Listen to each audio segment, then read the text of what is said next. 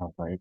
Hi everybody. So I actually had an interesting question with me जहाँ पे आपसे thermodynamics पर rather than usually asking resonance energy जो common topics होते हैं यहाँ पे आपसे ना स्ट्रेन एनर्जी पूछी हुई आप लोगों से पूछा हुआ है कि डेल्टा एच ऑफ स्ट्रेन कितना होगा एज एन जब एक थ्री मेंबर रिंग फॉर्म कर रहे हैं कुछ इस टाइप की तो ये रिंग बनने में स्ट्रेन कितना आया होगा।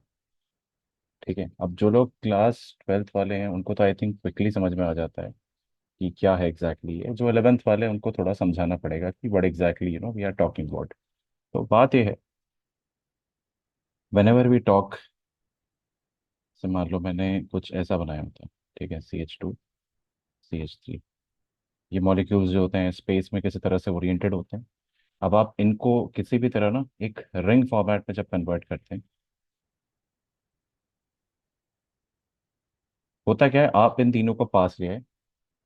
Apart from bond formation, apart from bond formation there is also one more problem. जो इनकी फ्रीडम थी ना वो गई, और इनके बीच में जो बॉन्ड पेयर रिपल्शन है ना वो काफी ज्यादा हो गया है। काफी ज्यादा हो गया क्यों, आप समझ सकते हैं। आप थ्री मेंबर्ड रिंग बना रहे हैं, 60 डिग्री एंगल पे आप कार्बन को एक दूसरे के पास ले आए, वेर एज पहले ये एक दूसरे से 100 9.5 डिग्री पे रहते थे। बात सही है कि आप जैसे जैसे पास लाते हैं चीज़ों को उनके बीच में जो रिपल्शन है वो बढ़ता है। और हमें पता है जैसे जैसे ना हम रिपल्सिव फोर्स बढ़ाते हैं, सिस्टम की एनर्जी अगर यहाँ थी तो यहाँ से यहाँ पहुंच जाती है। As we increase repulsion, if the system energy was here it goes over here. I think आप लोग सब रिलेट कर पाएंगे कि जब रेजोनेंस एनर्जी की हम बात करते थे तो रेजोनेंस एनर्जी की वजह से जो सिस्टम की एनर्जी होती थी यहाँ होने की जगह नीचे हो जाती थी, स्ट्रेन की वजह से क्या होता है उल्टा हो जाता है, ऐसे ऊपर पहुंच जाता है। तो बस उसी के बारे में बात करेंगे कि ये एग्जैक्टली हम कैलकुलेट कैसे करेंगे। Pretty much simple. और आप जहाँ एक बार इसको अगर समझ लेंगे तो आपके लिए ना ऑर्गेनिक केमिस्ट्री में कई सारी चीज़ें समझना आगे जाके काफ़ी आसान भी हो जाएगा। तो बात ये देखो, जैसे रेजोनेंस एनर्जी में बॉन्ड एनर्जी की मदद से हम लोग निकालते थे कि एक्सपेक्टेड डेल्टा एच कितना आना चाहिए, वैसे ही हम बॉन्ड एनर्जी की मदद से निकालेंगे एक्सपेक्टेड डेल्टा एच कितना आना चाहिए फॉर्मेशन का फॉर दिस पर्टिकुलर थिंग जो हमसे सवाल में पूछा गया है। इसका डेल्टा एच ऑफ फॉर्मेशन हम बॉन्ड एनर्जी की मदद से निकालेंगे, जो कि इस बात को बिल्कुल भी कंसिडर नहीं करता है कि यहाँ पे ना थोड़ा स्ट्रेन पैदा हो रहा है ना। If you remember, resonance energy में भी बॉन्ड एनर्जी की मदद से जब आप निकालते थे कि फॉर्मेशन एंथैल्पी ऑफ बेंजीन कितनी होती है, आप इस बेंजीन की निकाल रहे होते थे, है ना, बॉन्ड्स के हिसाब से बेंजीन वो ये थी। बट हमें पता है रियलिटी में ये ना हो कि वो एक्चुअली एक रेजोनेंस हाइब्रिड फॉर्म में होती है, और इसी की एंथैल्पी डिफरेंस को हम बोलते हैं डेल्टा एच ऑफ रेजोनेंस। ठीक है, तो वैसे ही हम यहाँ पे एक पाथ ड्रॉ करते हैं सबसे पहले। तो what I am gonna say is कि C6H6 है।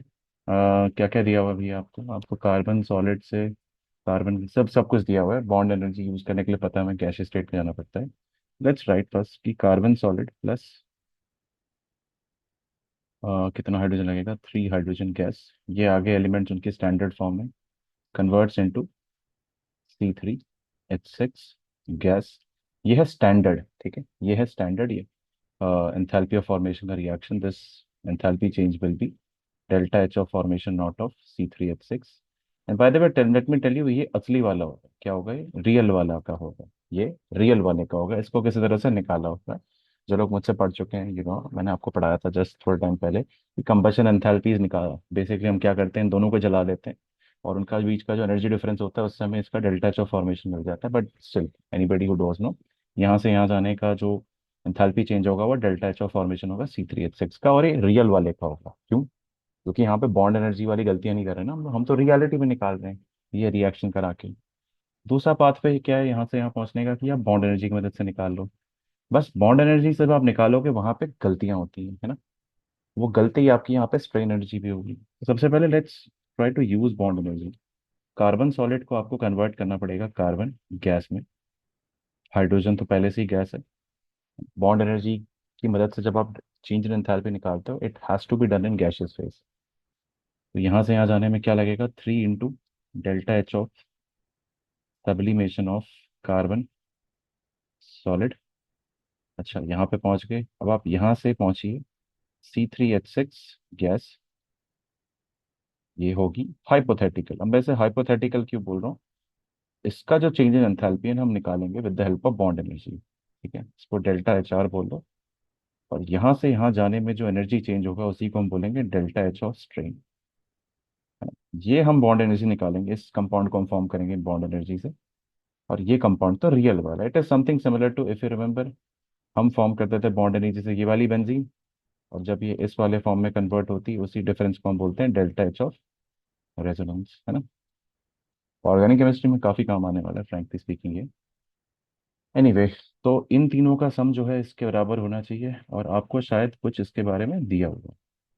पढ़ लेते हैं। Calculated strain energy, delta H of formation आपको 53 किलो जूल्स दिया हुआ है। बहुत बढ़िया। आपको कार्बन सॉलिड से गैस 715 दिया हुआ है, ठीक है। तो ये वाला जो पार्ट है this becomes 3 × 715। I will not put kilo joules for now, क्योंकि सब किलो जूल्स में दिए हुए हैं। ठीक है। यहाँ जो डेल्टा एच आर है that will become bond energy of carbon, तो जीरो हो जाएगा। Bond energy of hydrogen thrice minus C3H6 की बात करूं अगर, carbon carbon carbon carbon carbon के 3 बॉन्ड्स हैं। कार्बन हाइड्रोजन के कितने बॉन्ड्स हो गए? 6। तो हो जाएगा 6 × bond energy of carbon hydrogen -3 × bond energy of carbon carbon. अब ये आपको इनडायरेक्टली दिया हुआ है। कैसे? आपको दिया हुआ है कि एच एटम की फॉर्मेशन एंथैल्पी इतनी है। देखो, आप आधे हाइड्रोजन से बनाओगे एच गैस, इसका जो डेल्टा एच ऑफ फॉर्मेशन है वो आपको दिया हुआ है 218। इसका मतलब क्या है? जब आप H2 से 2H गैस बनाओगे, उसका जो डेल्टा एच होगा वो क्या हो जाएगा? इसका double, that becomes 418, that becomes 436। अच्छा, इससे ये बनाने में जो एनर्जी लगती थी उसी को तो हम बॉन्ड एनर्जी बोलते हैं ना। इसका मतलब क्या है साफ साफ, कि बॉन्ड एनर्जी ऑफ हाइड्रोजन कितना है? दैट इज 218, सॉरी, डबल इसका 436। ठीक है। Now let's put the values over here. 3 × 436 minus C H की बॉन्ड एनर्जी कितनी दी हुई है? 408 माइनस, क्या दिया हुआ है भैया, कार्बन कार्बन का कितना दिया है? 356। तो 3 × 356। Now I really need to use calculator at this moment. ठीक है। बट हाँ, आप जो जेई की तैयारी कर रहे हो आपके लिए नहीं बनता ये। मैं तो समझाने के लिए इतना टाइम ले रहा हूँ, आप लोग आई थिंक तुरंत कर सकते थे इस सवाल को। -6 × 408 -3 × 356। अच्छा, काफ़ी अच्छी खासी आ रही है, -1772 आ रही है। ठीक है, आई थिंक हमारा इक्वेशन बन चुका है। So this path should be equal to sum of this path, that says delta H of formation आपको दिया हुआ है 53 kilo joules. Okay, endothermic reaction इसका मतलब है। 53 would be equal to 3 into this, that is 3 into 715, which is 2145 -1772। और यहाँ से यहाँ जाने का स्ट्रेन एनर्जी मान लो कुछ एक्स है, ठीक है। लेट मी जस्ट वेरीफाई कि मैंने कुछ गड़बड़ ना कर दिया। कार्बन सॉलिड किलो जूल्स में दी है, बॉन्ड एनर्जी किलो जूल्स में दी है, ये भी किलो जूल में दी है, C3H भी किलो जूल में दी है। बहुत बढ़िया। ठीक है, तो 53 × 2145 -1772 plus x. Okay, bond strain energy आपकी नेगेटिव आ जा रही है, विच इज लिटिल स्ट्रेंज। एक मिनट ना, मैं कुछ गड़बड़ तो नहीं कर रहा हूँ। बॉन्ड एनर्जी मैंने सही निकाली, that was how much? 436। Reactant minus product किया था। ओके। और C3H6 में मैंने कुछ गड़बड़ तो नहीं कर दी ना? तो carbon carbon carbon, actually answer mismatch कर रहा है मेरा। पॉजिटिव नहीं आना चाहिए। एक, दो, 3 कार्बन के बॉन्ड्स और 6 कार्बन हाइड्रोजन बॉन्ड्स। तो कार्बन हाइड्रोजन बॉन्ड्स का आपको दिया हुआ था 408, सही लिया है। और carbon hydrogen carbon carbon bond का दिया हुआ था आपको 356, सही लिया है मैंने। जस्ट री वेरीफाई एज वेल। मैंने लग रहा है इस चीज़ को गलत ना निकाल दिया हो। अच्छा अच्छा। आपके ऊपर बड़ा अच्छा। प्लस कार्बन सही लिया है 715। हाँ गैस 715 × 3 2145 होता है। Let me recheck this value. 3 × 436 -6 × 408 -3 × 356। अच्छा अच्छा, ये -2208 आता है यार। वही मैं भी सोच रहा हूँ, मैं ही गड़बड़ कर रहा हूँ। ठीक है, अब सही हुआ है।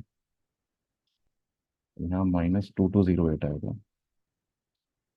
मेरे जैसी गलतियां ना करें, है ना? ऐसे काम ना करें। It is very dearly mistake जो हो जाती है। हाँ, अब सही आएगा तो लेट्स चेक। एक्स की वैल्यू जो हो जाएगी दैट विल बिकम 2208 -2145 +53। ठीक है, इसको कैलकुलेट कर लेते हैं। 2208 -2145 +53, 116।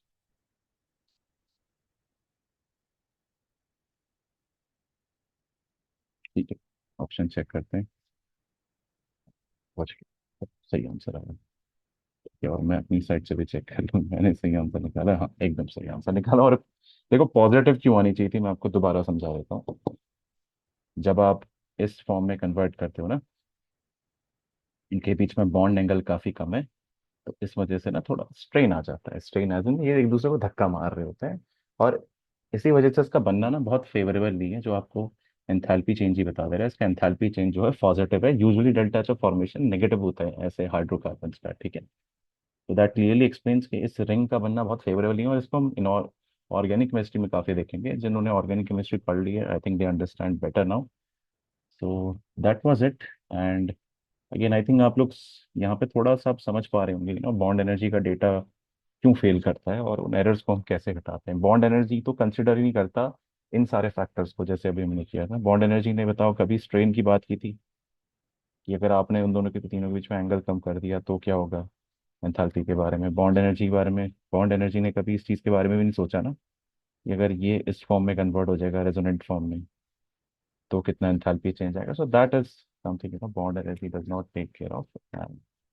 That is it I think. Similarly ना आप ये भी निकाल सकते हैं कि रिंग फॉर्मेशन, जिन दोनों ऑर्गेनिक केमिस्ट्री पढ़ी उनकी बात कर रहा हूँ, रिंग फॉर्मेशन में एक्स्ट्रा स्टेबिलिटी आती है। आप उसको बॉन्ड एनर्जी के डेटा से वेरीफाई भी कर सकते हैं, अगर आती है तो। ठीक है, खुद से करके कहना, साइक्लोहेक्सेन का एंथैल्पी ऑफ फॉर्मेशन देख लेना और फिर बॉन्ड एनर्जी का डेटा से ना do the same thing. Check करना कि ये जो डेल्टा एच ऑफ रिंग है, उसका रिंग बनने का जो एक्स मतलब है, with the help of bond energy आप ये वाला पार्ट निकाल लोगे। फॉर्मेशन एंथैल्पी से आपको ये वाला पार्ट पता चल जाएगा। तो ये गैप को चेक करना। अगर नेगेटिव आ रहा है, समझ जाना उससे एक्स्ट्रा स्टेबिलिटी मिलती है। पॉजिटिव आ रहा है, समझ जाना कि वो अच्छी बात नहीं है। ठीक है। एनीवे, आई होप आपको समझ में आया। एंड यस, ऑब्वियसली देखो वीडियो रिकॉर्डिंग है तो you can take a pit stop at a point and write it down. ये मत बोलना कि आपने तो लिखने का टाइम ही नहीं दिया। ठीक है, so with that, bye bye.